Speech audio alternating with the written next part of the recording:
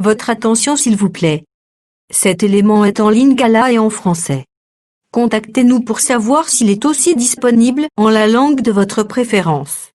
Veuillez aussi noter qu'il est en audio uniquement, dépourvu de ce fait d'image originaire. S'il t'arrive, lorsque tu lis la Bible, tu es troublé par des questions du genre qui, quoi, quand, comment, où et pourquoi, alors tes réponses sont ici. Rends-toi immédiatement sur christequality.com ou sur évangile-éternel.com, le lieu du rendez-vous fixé avec la précision biblique. Évangile éternel, le pourquoi de chaque chose.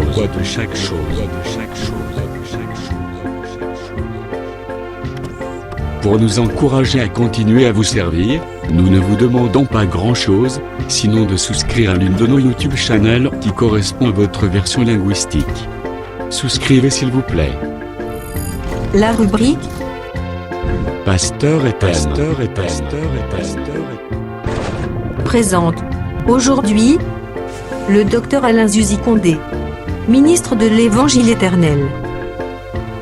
Recherchez-vous les enseignements du docteur Alain Zuzi Condé? Allez sur christequality.com/alaincondé.html. Les enseignements sont disponibles en texte, audio et vidéo.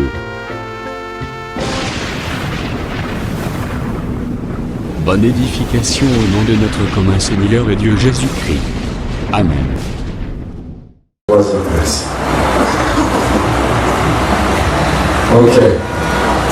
On peut nous aider?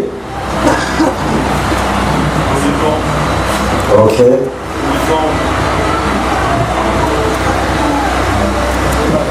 Nous lisons au nom du Seigneur Jésus.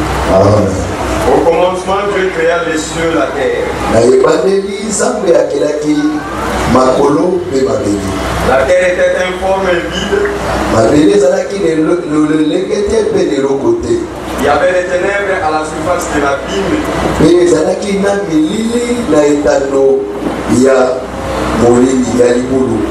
Et l'Esprit de Dieu se mouvait au-dessus des eaux. Dieu dit que la lumière soit, et la lumière fut. Ok, on peut se limiter là. Que le Seigneur bénisse la lecture et l'entendement de chacun. Acclamez pour le Seigneur, acclamez dans le Ok. Nous disons d'abord ceci. Nous annonçons d'abord le thème. Par la grâce de Dieu, on va s'exhorter, on va faire une comparaison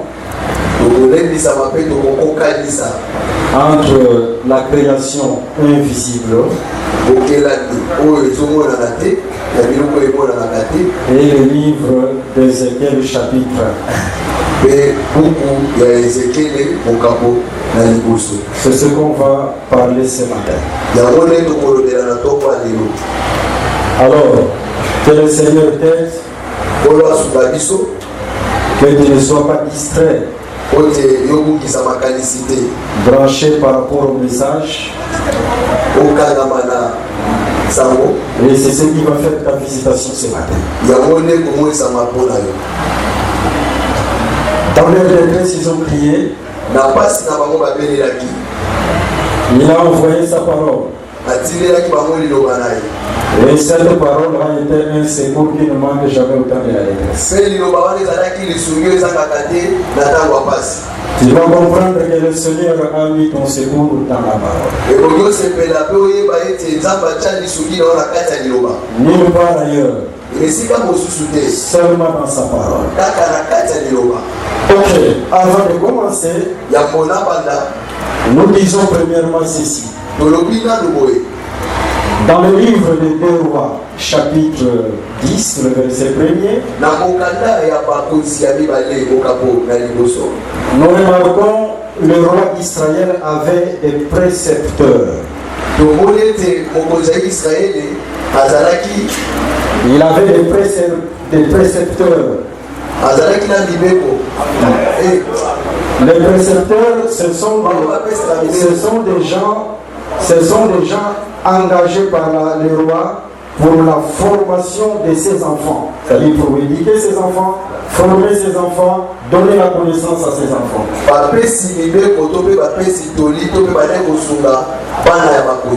Les précepteurs. Ces précepteurs, Paul les a appelés les administrateurs. Dans le livre de Galates chapitre 4, le verset 1er. Pour dire tout simplement, les précepteurs étaient là pour veiller à la formation des enfants du roi. Pour donner la connaissance aux enfants du roi. En d'autres termes, l'absence des précepteurs, les enfants du roi n'auront aucune formation. Et comme nous avons dit, ce sont ces précepteurs que Paul a appelés administrateurs. Aujourd'hui, ce sont des ministres. Le ministère est là pour te donner la connaissance, pour te former. Parce que c'est le ministère. Voilà pourquoi Dieu a placé le ministère pour te donner la connaissance de là où tu vas. C'est comme les espions. Dans le livre de Nombres chapitre 14, il fallait Israël entre en possession de sa terre qui est Canaan. Mais Israël ne pouvait pas entrer dans Canaan si premièrement on ne lui donne pas la connaissance du Canaan.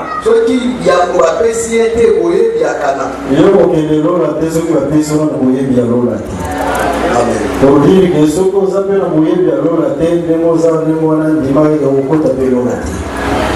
pour dire avant d'entrer là à Canaan, il faut d'abord qu'on te donne la connaissance des Canaan. Raison pour laquelle on va choisir parmi les peuples ceux qu'on a appelés les espions. Ils sont devancés le peuple. Et ils nous ont pris le fruit du pays. Ils nous ont amenés au bas de la montagne, c'est-à-dire à Kades Barnea. Et lorsque le peuple a vu le fruit du pays, par le fruit du pays, le peuple a déjà vu Canaan. Je t'assure, c'est à travers cette parole que Dieu te révèle le ciel. Il utilise le corps qu'on appelle les espions. En d'autres termes, les administrateurs ou les précepteurs. Afin que par ces gens-là, le Seigneur te donne la connaissance du pays. Voilà pourquoi moi, il faut désirer la connaissance de Yamboka. Un enfant de Dieu, il doit désirer la connaissance du pays. Il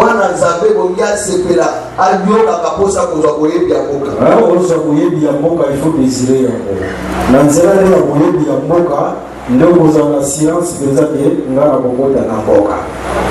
Vous voyez, c'est pourquoi le livre de Daniel chapitre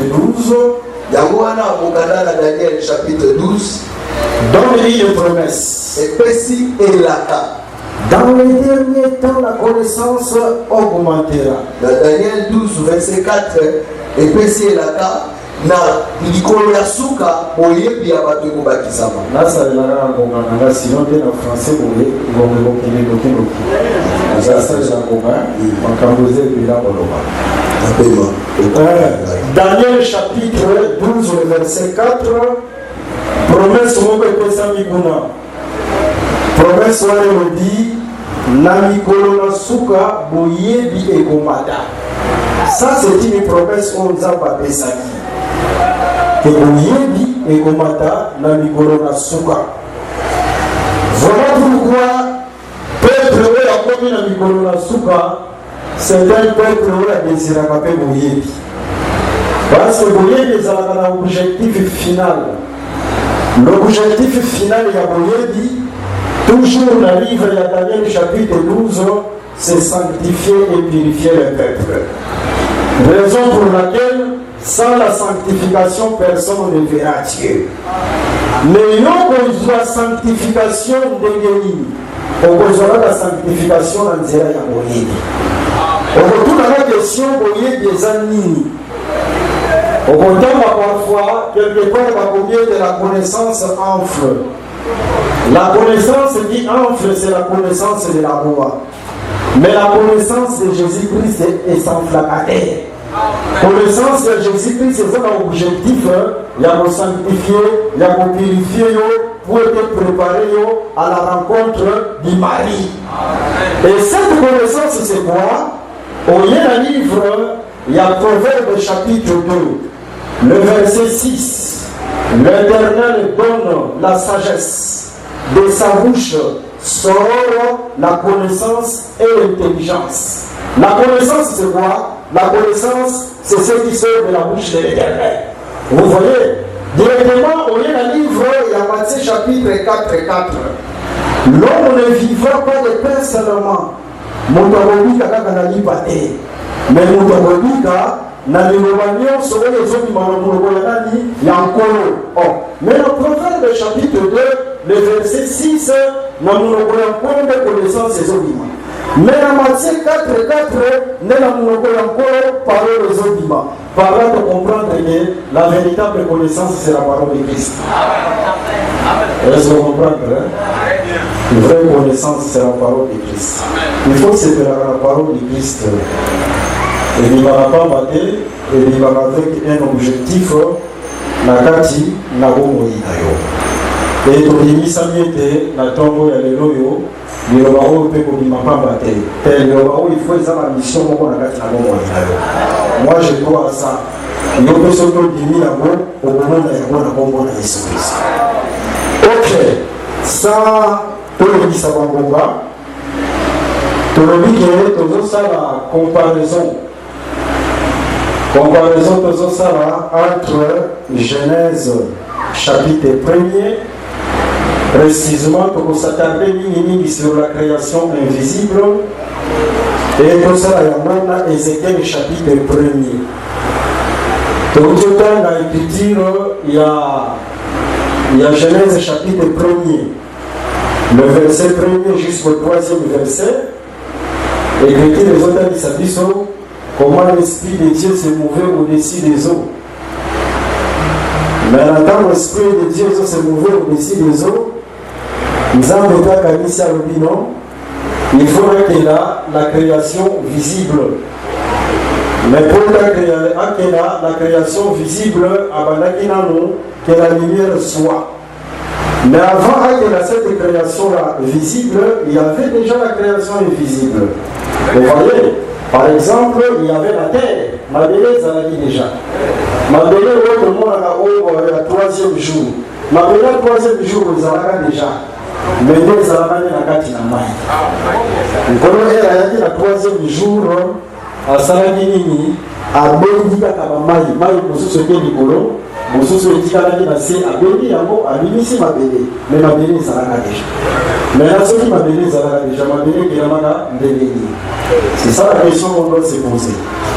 En dehors, il y a Mabélé, les Zalaka déjà. Maï, les Zalaka déjà. Maï, on a déjà les Zalaka. Mais sauf que Maï, on a les Zalaka déjà. Maï, on a les Zalaka. C'est ça aussi notre question qu'on doit se poser. Mais tout le monde est ténèbres et ça l'a capé déjà. Et ils ont couvert la Bible, c'est-à-dire le maïs. Et les hommes de la table ont dit maïs, ont dit ténèbres, les hommes ont dit du boulot. Alors ils se levé au-dessus. Matiki, Mabele, Nakaki Nassé la maille. Ils se levé au-dessus. Celui qui s'est levé au-dessus pour dire que même dans la création invisible, établi beaucoup les araignées. Parce que Balobi au-dessus. Mais établi les araignées dans la création invisible, les araignées propriété privée dans un pays mongo. Parce que établi au ça, le deuxième jour, basi l'étoile de luminaire, bachekura du polo. Le cinquième jour, basi de polo. Vous voyez, c'est-à-dire établi la création visible, c'était pour les luminaires et les oiseaux. Mais établi la création invisible, c'était la propriété privée de Dieu lui-même. C'était la propriété privée de Dieu lui-même. Et cette propriété privée de Dieu lui-même, c'est ce qu'on appelle les liens très saints. Ok, on va avancer. Maintenant, tu salues les lectures. Tu salues la lecture et l'écriture. Totalement l'écriture et le commande. Mais tu viens ici dans Ézéchiel chapitre 1er. Parce que nous, le Seigneur comprendre, nous avons venu à Zalakadé quoi. Nous avons parlé des signes. Grand papa, nous avons venu à Zalakadé quoi. Mais moi, papa, par des signes, nous n'avons pas Zalakadé. C'est-à-dire qu'il parle par des signes. Vous voyez? Moi, j'aime la manière dont Dieu parle aux prophètes. Au moment où on a dit à Zacharie de chevaux, nous avons un souvenir de la dans la mission de chevaux, on a suivi la Kawa. Mais là, si on a un prophète, il peut faire que son pensée est critique. Pour le exemple de la mission de la chevaux. Vous voyez, c'est comme ça que Dieu parle. C'est comme ça que Dieu parle. Il parle par des signes. Nous avons parlé d'une manière très difficile. Maintenant, le mot ensemble, il dit que nous avons par des signes. Alors, nous avons très difficile. Ensuite, nous avons besoin de précepteurs. Ensuite, nous avons besoin des administrateurs. Ensuite, nous avons besoin des ministres à petit peuple. Pour nous apprécier, le ministère n'est pas un peuple, apprécier un peuple, va faciliter le langage de Dieu. Voilà, le ministre, apprécier une mission, on est difficile, il y a un zambé, on rentre et on ne peut pas y peuple. Le ministre, nous avons passe. Pour comprendre les passes, il y a même une chose compliquée de langage. Non. Il prend le langage difficile de Dieu et il le rend facile devant le peuple. Et quand le langage difficile de Dieu est rendu facile devant le peuple, c'est ça la bénédiction pour le peuple. Comment il est bon pour le peuple? C'est ça le rôle au ministère a su. Mais dans une question de sous information, quand il s'agit que Moïse a obéi sur la création. Mais la création, Moïse a dit, et ça a détaillé. Moïse n'a pas donné les détails sur la création. Raison pour laquelle il est l'eau. Malgré que ça, la comparaison là, mais la carrière là, aux autres, on a déjà une nouvelle création, mais aux autres, on peut dire les Écritures. Parce que nous autres, on a livre pour ce Genèse chapitre 1er. Pas pour contredire Moïse, mais pour compléter Moïse. Parce que ça, nous avons sur Moïse. À Simbakate, après ça, la qualité, à regarder le la baba. Mais on essayer d'écrire le mousou sur elles et compléter Moïse. Est-ce que vous comprenez bien? Et puis là, nous connaissons ce voilà, ce qui église et comme il a un niveau, il a désiré la connaissance, c'est une église déjà qui est bénie. Et ça, il y a un béni, il y a un bataille. Ce n'est pas mauvais. Il faut aller au monter, nous avons un problème, nous avons une maladie, nous avons des difficultés, c'est bon. Nous encourageons cela. Mais il y a un moment où il posait la question à l'écriture. Monter l'écriture, il a dit signé. Ah oui, il a dit signé, il a dit signé. Le bon a dit qu'il a dit ceux qui comprennent le thé, on suit la papier, on a respect, on connaît la papier, on connaît la papier, on a ciment, on peut s'en papier. La contact de ceux qui questionne les amis, mais même ceux qui t'ont les amis, je vais répondre. Ceux qui t'ont les amis, même à la prochaine, on répond. C'est ça. C'est-à-dire, aux Zoya Awa, pour être comment le Bolavo, n'attend que ces autres là, on dit ça dit le Seigneur m'a parlé. Voilà un peu, déjà, ici, la création. Maintenant, on lit le livre d'Ézéchiel chapitre 1er. Dans le livre d'Ézéchiel chapitre 1er, ça c'était Ézéchiel. Ézéchiel, c'est le peuple qui a péché. Il a souvent raté. Le peuple a souvent qui, peuple a bien à Bourou. Mais le peuple a bien à Bourou, Ézéchiel a dit ici ce peuple à Bourou. Mais ce n'est pas lui qui a péché, c'est le peuple. Mais il a dit ici ce peuple a dit la Bourou. Kaba les gens ont tout le monde Yo Somoka, Ayobela Yomawa, Alandayo. Mais on va aussi expliquer ça. Alandi le peuple na Bourou. Mais elle a dit peuple na Bourou, c'est alors que le ciel est fourni. On peut la fourni le ciel. On peut la fourni le ciel. Aboli comme on a bachéribin. Et la moni bachéribin va mener le ciel. Mais seulement aussi bachéribin Nathan va se présenter sous forme de moto. Mais bameni likolo na bango makolo. Et bameni makolo likolo na bango na kati na makolo wana pe bazomona trône moko eza kuna. Et mutu moko avandi. Mais ce qu'on a dit, Ézéchiel chapitre 1er, objectif final ya bachéribin ezalaki nini? Bazwa makolo oyo ezalaki likolo na bango bakitisa yango na se. Non, c'est ça la prière de Jésus. Jésus n'attend azoloba alakisi badisciple na ye losambo na Matthieu chapitre 6. Lelo ozala te kotoza losambo wana ndenge bakatolike bazalaka tokomi korepete yango. La prière de Jésus de notre Père, c'est prophétique. Jésus n'attend azolakisa bango losambo azwi phrase moko alobi ete que ton règne vienne. Vous voyez, pour dire que Jésus Christ n'a pas le sang pour la zone, il dit au moins il il faut que le baguette règne en polo et quitta. En d'autres termes, c'est Ézéchiel chapitre 1er. Jésus Christ a répété Ézéchiel chapitre 1er. Makolo il faut quitter. Mais l'Ézéchiel chapitre 1er, banani bakituba kitisa makolo, ce sont les chérubins.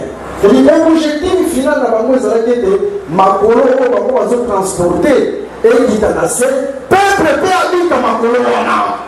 Tika na tongo la lelo ngolo kitisa makolo na bombo la Yesu Kristo. Amen. C'était ça l'objectif final. C'est-à-dire makolo va komeba, il faut quitter. Il faut makolo wana quitter. Pour ça nzambe ezalaka ke adime na kati na bana na ye. Makolo ezala na kati na bana na ye. Voilà un peu lecture. Il y a Ézéchiel chapitre 1er. Maintenant, on va expliquer. Parce que dans le livre, nous avons la comparaison entre Genèse chapitre 1er, précisément nous avons dit la création invisible, et Ézéchiel chapitre 1er. Nous avons dit dans Genèse chapitre 1er. Dans le livre de Genèse chapitre 1er, nous avons la création invisible et la création visible. Là, on a parce que nous avons la place. Mais on peut remarquer que dans la création invisible, il y a la création invisible des êtres invisibles, par exemple les anges. Les lois bazoko sabatu trop batei. Donc tu ne m'as bini sur l'angiologie. En réalité, ce ne sont pas les anges, c'est la doctrine des démons. Bazotali sadenge ni mwana na nzamba kuliko nivoke pe ange. Ange vient à Kiti. Basolo ko na ange. On n'invoque pas l'ange. Ange veut invoquer la réalité. Alors, doctrine de ma démon, les autres pour la vie, n'a pas surtout dans le groupe de prière. Mais la dame que nous dans la création invisible de Dieu, il y avait la création des êtres invisibles qui sont des anges. Et je t'informe que devant l'ange, vous avez la complexité. Pourquoi nous sommes comme ça ange, quelqu'un il a commis ange. Ce qu'on lui commis ici ange aussi, on s'abaissait. Ce qu'on lui commis ici ange, on s'abaissait. Parce que ce qu'on dit Apocalypse chapitre 4,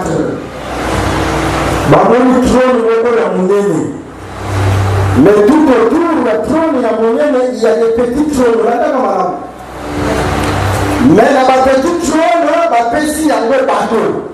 Parce que les vieillards, ce sont des hommes. Mais ce qu'on a dit, ma chérie, les anges, les hommes. Pour dire tout simplement, l'homme, on lui donne le trône, mais l'ange, on ne lui donne pas le trône.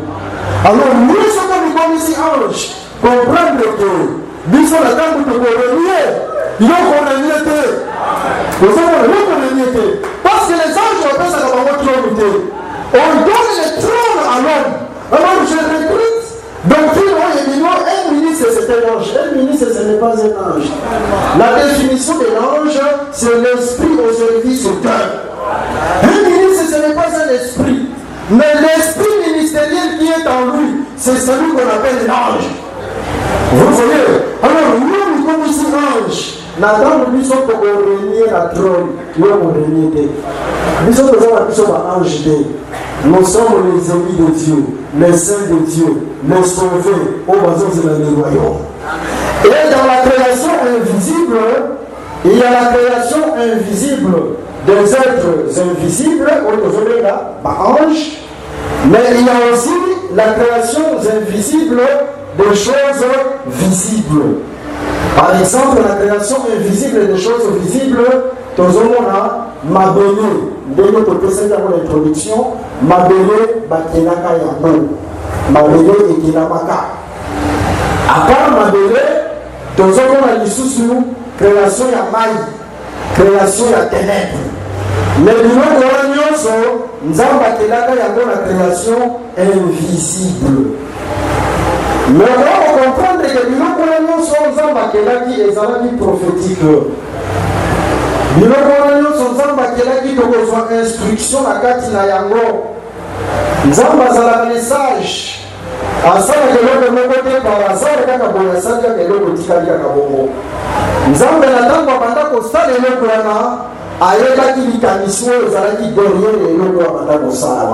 c'est ça avec Dieu. Voilà pourquoi la création de Mabélé, la nana na Mokebi.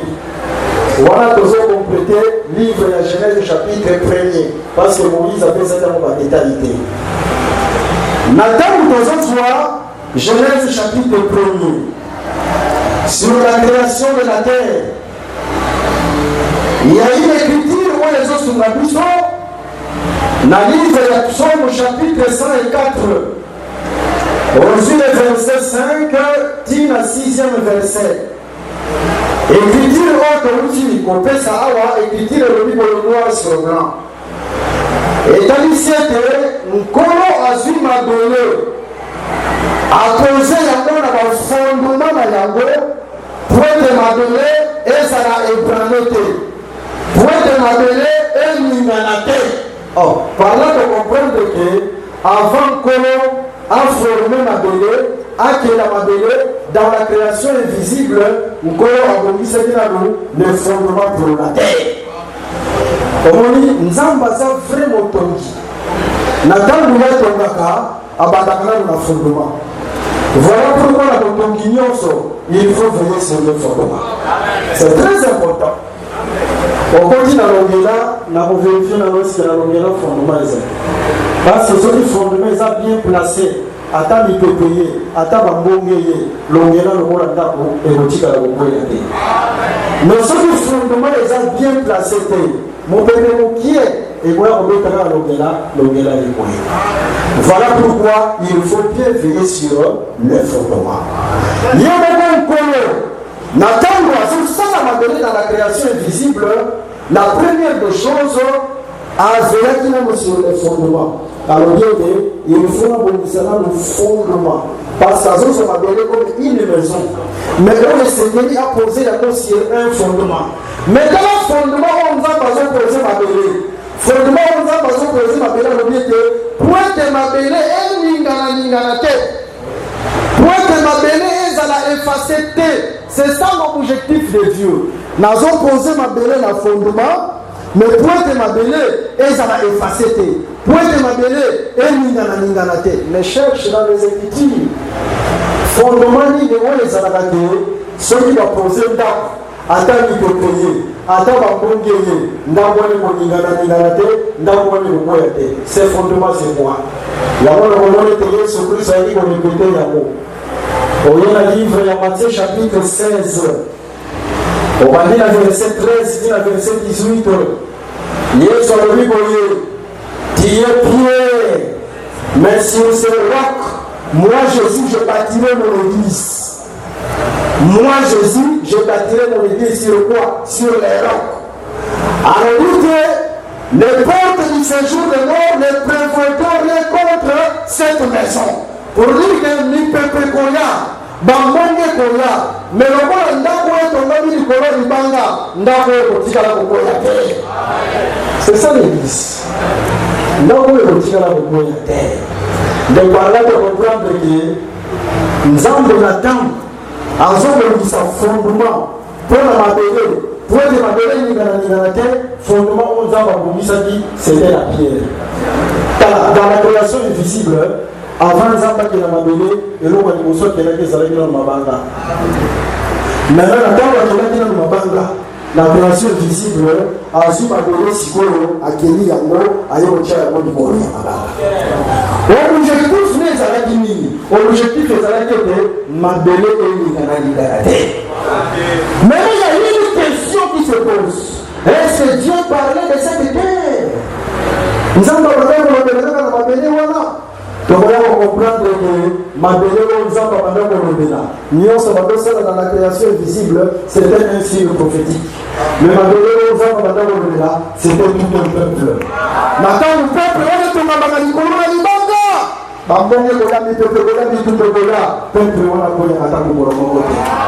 C'est un peuple qui est toujours vainqueur, qui marche la tête haute. La bonne raison ici, c'est de veiller sur le fondement. C'est très important. Dans la fondement, ça va dans la côté. Au moins, le livre à Esdras chapitre 3. Nous avons posé le fondement pour la temple. Nous avons posé le fondement pour la temple. Le sacrificateur est basé. Basé dans l'instrument, écriture, je vais répéter d'une autre manière. Bakomo yemba. Nataka bazo yemba ni pour le fondement. Mais quand la terre on bazo utiliser que louer l'Éternel, car il est bon, car sa miséricorde demeure à toujours. Pour dire tout simplement, ceux qui posent le fondement, nous avons la miséricorde de Dieu. Ceux qui fondent les appels, Mawanza me pèse à Wanati.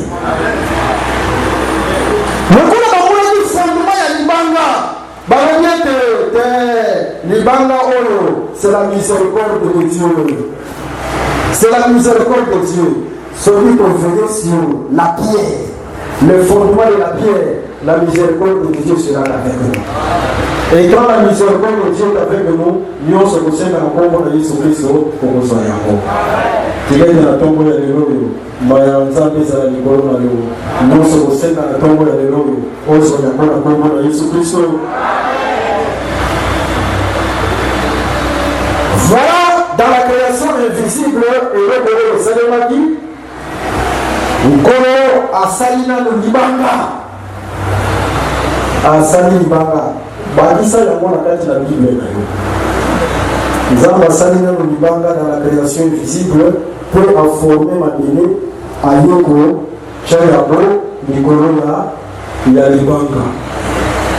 Parce qu'Ayebaki est en train de tomber sur la pierre. Ayebaki pourquoi Azo tomber sur la pierre.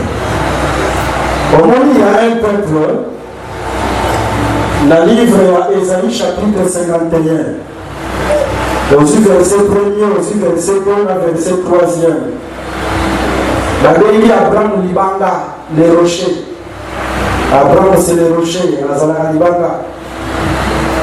Mais les gens Libanga, on attend nous, et ils allaient manifester sur la terre. Maintenant, on a toujours que notre père c'est Abraham.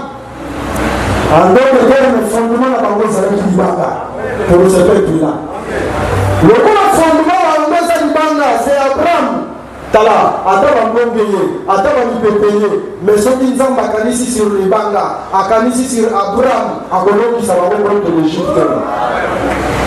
Pourquoi est-ce que les Banga la Bango, ça a dit Abraham?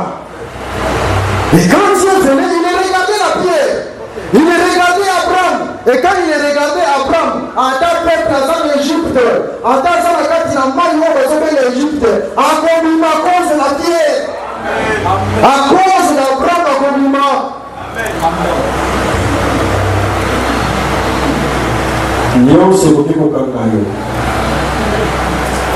ce qui est important pour voir la libanga. Ce qu'on voit qui libanga au début. Parce que ce qu'on voit qui libanga, nous avons à libanga.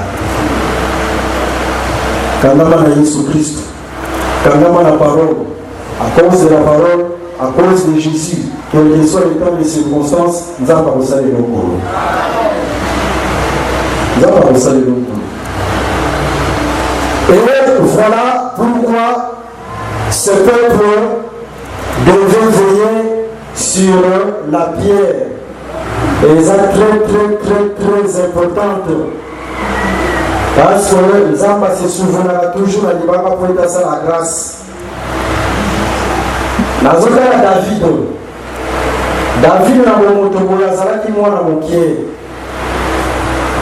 Liboso na ye, il y avait un vaillant homme. Azalaki l'expérience ya bitumba. Komeka kutu te. Azalaki vaillant makasi. Mais l'homme qui David assurance, c'était la pierre. Parce que la pierre c'est la synonyme de la force. Job chapitre 6. Le verset 12. Nathan, David a Simbaki Libanga, je vous assure, Azalaki le soumon à Moukete. David a combattu un vaillant.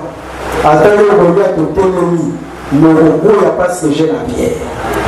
Voilà, ce que Simbi Libanga, pour s'attacher à la parole, pour s'attacher à Christ, pour prendre nous les sous-soutés. Marche avec assurance. Attends le moment où vous voyez l'ennemi et vous voyez les motions d'ailleurs. Et la terre, ils allaient fonder sur la pierre. Maintenant, quand nous avons Sali, Mandela et Sili a posé un peu sur le fondement. La pierre, les noms de l'église a un fondement fondé sur les prophètes et les apôtres. Donc, les bandes apôtres étaient les bandes de saborité. Nous devons veiller sur les anciens sentiers. Nous devons veiller sur les apôtres et sur les prophètes. Et maintenant, nous avons Sali, Mabele et Sili, à Tché Yango Nikolo. Il y a Mabanga ou il y a Libanga.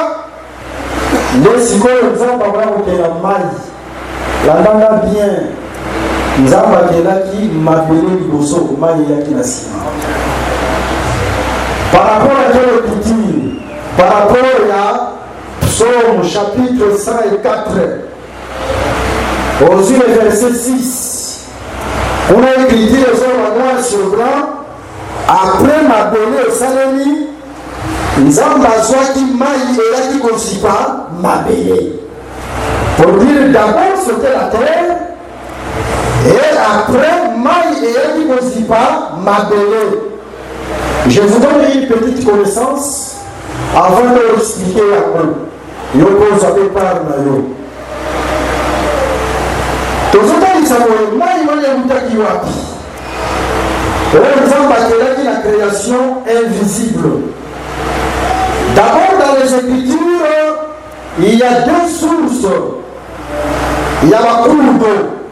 Deux sources, il y a création et la maille.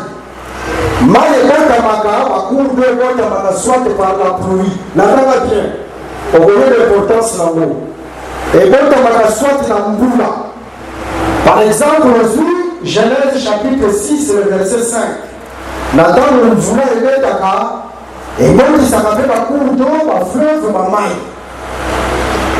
Même Nathan y a Noé et Salema dit Bongo. Mais dans un qui fait non, quand Nathan y a Noé, en dehors de Mvoula, maille nous souffle pendant le bima, na se ya maille. La maille bien. Pour nous, il y y a deux sources d'eau, il y a la cour d'eau, il y a la naissance, il y a la cour d'eau. Il y a la présence de la pluie, les eaux qui sont la cour d'eau, mais il y a les eaux aussi qui sortent de la terre pour être municipales, Bamaï. Voilà les deux sources. Il y a la maille, il y a la naissance, il y a la maille dans les Écritures. Si mal à l'occasion. Mais si vous voyez la création invisible, la création invisible, évaporation, et la création invisible, évaporation, et ce qui est évaporation exacte, comprendre que vous l'avez exacté. Vous l'avez des là, il faut que l'évaporation soit là. Voilà pourquoi l'évaporation, c'était le Seigneur Jésus, ou le Seigneur qui a matin. Mais il y a matin qui il y a qui sous forme de la pluie, dans le Saint-Esprit. Voilà le Seigneur qui est monté. C'est ça l'évaporation. Mais à qui dit sous forme de l'esprit, c'est ça la pluie. Pour dire tout simplement, sans l'évaporation, nous voulons que ça la terre. Il faut d'abord mailler mata pour être voulé quitter. Mais mailler mataka, il y a même pas pour quitter là-dessus. Pour dire tout simplement, nous connaissons ce Christ pour la mataki, il y a un qui sous forme du Saint-Esprit. Le Saint-Esprit, Dieu le Père, Dieu le Fils, non, celui qui est monté, c'est celui qui était descendu. Jésus-Christ, c'est lui le Saint-Esprit. Tu comprends madame, hein? Ok. Dans la création, visible, l'évaporation et salénie. L'évaporation est comme ça les macans, l'évaporation est comme ça le deuxième jour de la création. Nathan, le maï et mataki. Maï et mataki, c'était l'évaporation. Nous avons parlé de l'eau. Maï et mataki, nous avons parlé de l'eau d'une autre manière aussi, le cinquième jour, comme le vol de l'oiseau. Et ça fait que l'eau. Mais c'est Dieu qui parle de plusieurs manières.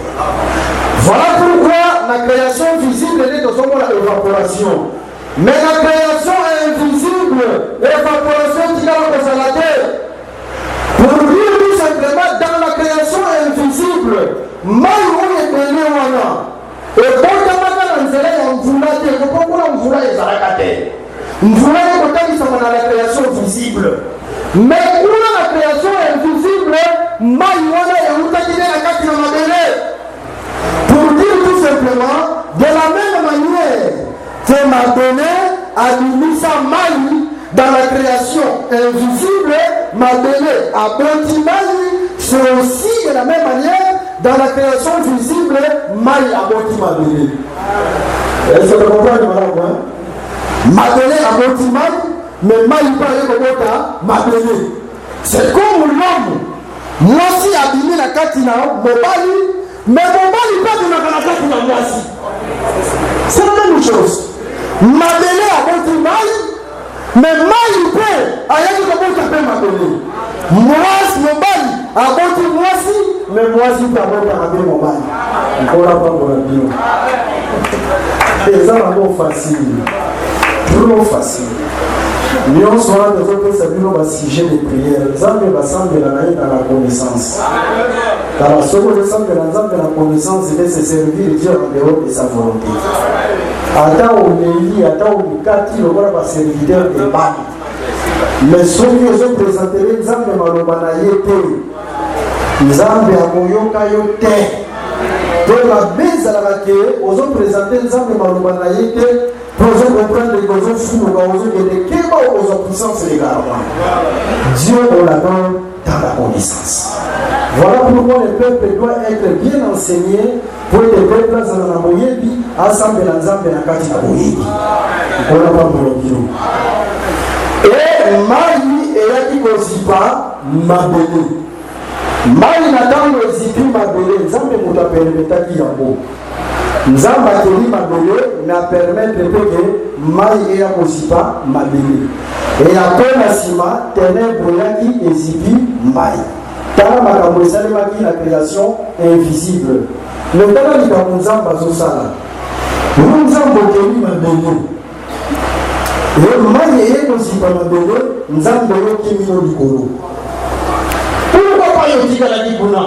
na kati na mai te nzambe ayebaki ntango nini oya koya kolanda mabele na kati na mai mais il faut abandonner nano mabele na kati na mai est-ce que ozomona na malamu mai aye mpenza zibi mabele nzambe abandonne nano mais pour abandonner wana azobandonne mabele pour toujours te Dieu lui a abandonné la terre sous les eaux, c'est ça l'œuvre de l'Autriche qui abandonne les eaux. C'est-à-dire que les hommes qui ont été là, ils ont été abandonnés. À tout qui a mon attaque dans la maille, il y a qui n'a eu pour la bicolo.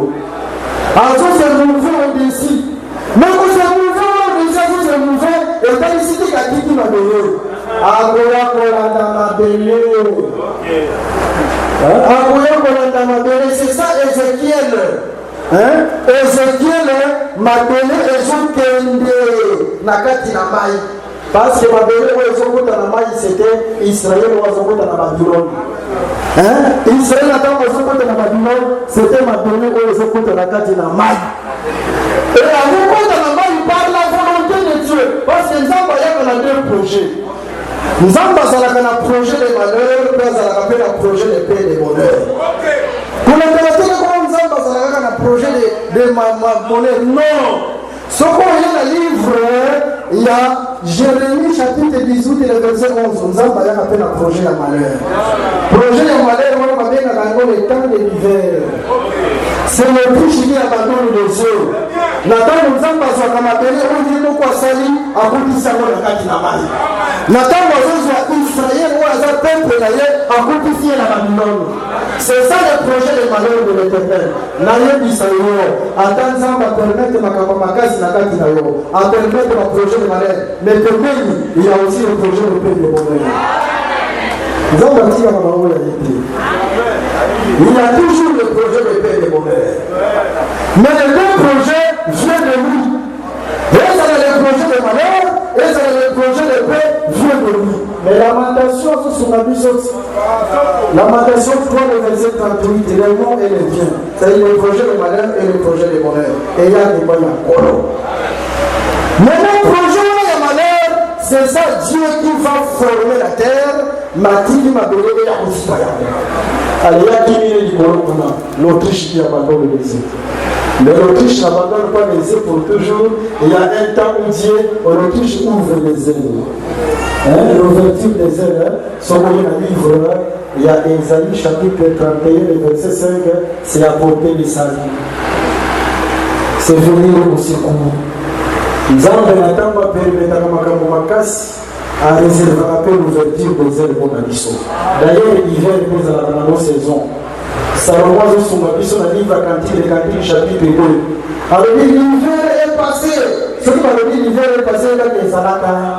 Et le et Sali Moussala Nango, mais sous la source de l'hiver est passé.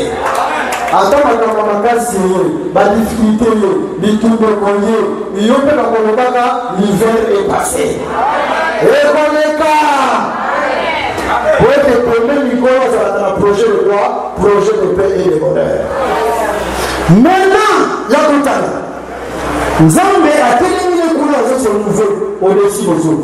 Parce que, et l'autre couleur, il y a une couleur sur le nouveau au-dessus des eaux. Nzambe permettait qu'il Moïse faire le ballon à Baba.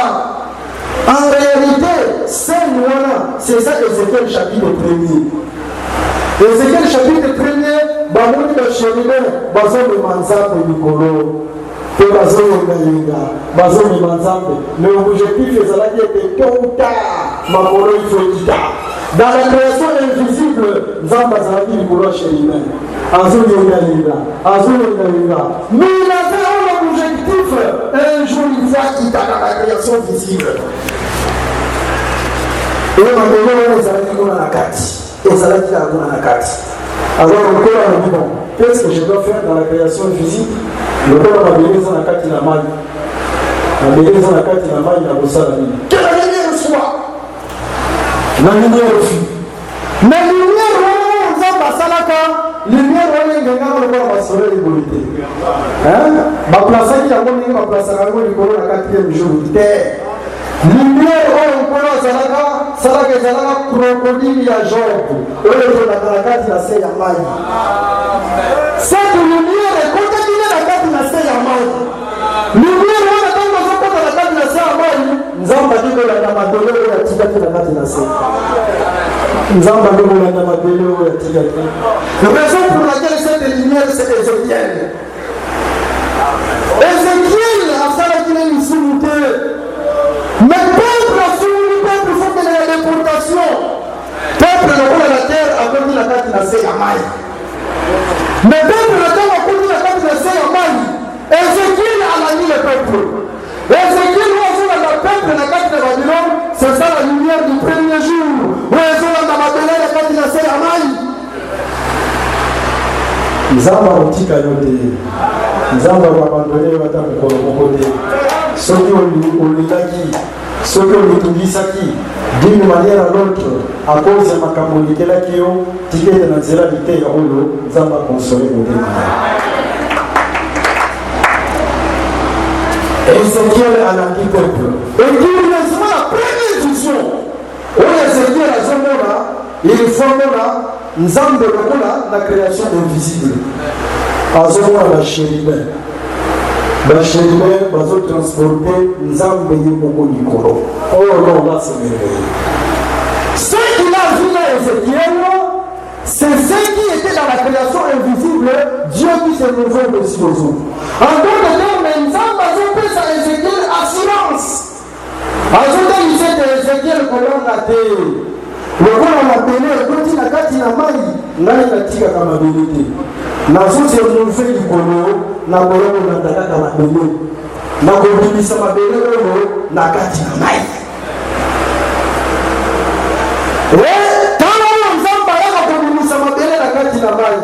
Il vient avec son projet de paix. Il vient avec son projet de bonheur. Même ceux qui nzamba salon irazomona te. Ozobon de la yumo sale examen de conscience otali ngamo wote na sumu bide. Parce que makambo mosusu ebomo ya suki ya lisumu. Mais moi na nzamba se justifiera te liboso ya lisumu. Et te dire le bien te dégage toi comme l'oiseau qui finit du loisireur. Il faut te dégager aussi à la nature du péché, dégage-toi par la repentance sincère. Vous voyez? Alors, sali examen de conscience, tant que vous savez examen de conscience, la somme qui peut être. Nous avons makambo makasi zoye la yo. Makambo ndenge na ndenge zoye la yo. Zalama kimia. Nous avons besoin de ça la œuvre de l'Autriche. Ma sala pour œuvre de l'Autriche qui abandonne les œuvres pour toujours été. Et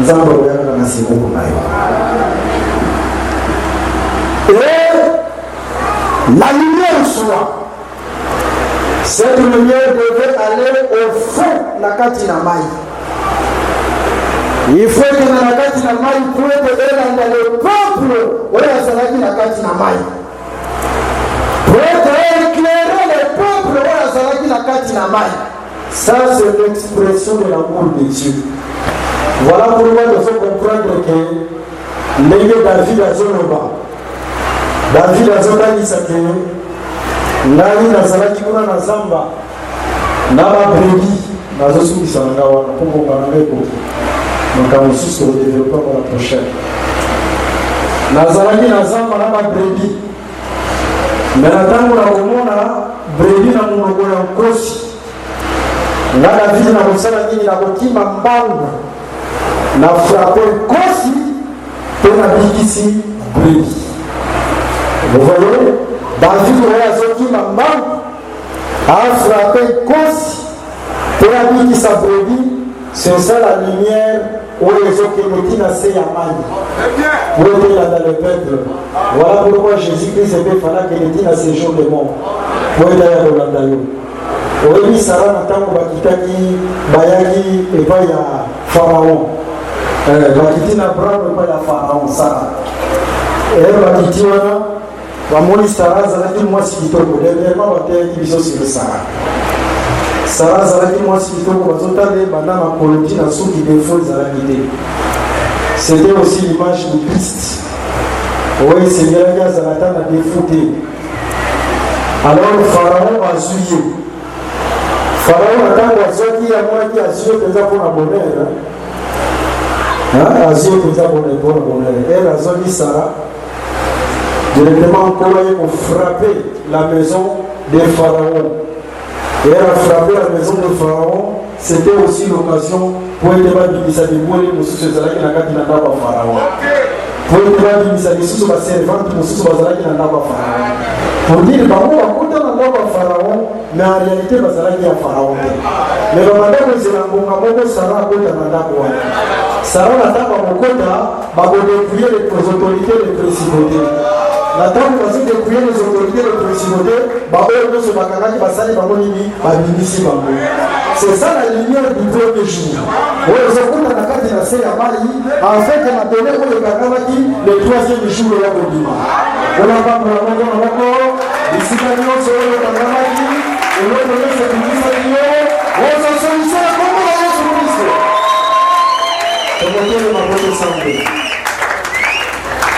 Zambini nyango asaka makamwanine Zambini nyango asaka makamwatoka moye Zambini na Mose akabuli mai Oh Zambini na Mose Oh Zambini na Mose. Merci d'avoir suivi ce message et que Jésus-Christ vous bénisse. Si vous avez une question à l'intention de l'homme de Dieu, si vous voulez que l'homme de Dieu prie pour vous, si vous voulez vous confier à l'homme de Dieu, ou si vous voulez tout simplement bénir l'homme de Dieu, contactez-le directement si ses coordonnées sont disponibles depuis sa page. Sinon, contactez-nous et nous lui transmettrons vos préoccupations. N'oubliez pas de faire un tour à notre page évangélisation pour voir en quoi vous pouvez vous rendre utile à Christ par cette œuvre. Que Dieu vous bénisse tous. Amen. ChristQuality.com. Les cieux en un clic de la souris. Évangile-éternel.com. Le site de l'Évangile éternel. Christ et Quality Fondation, équilibrer la manne ramassée dans le désert de sorte que chacun ait un amer.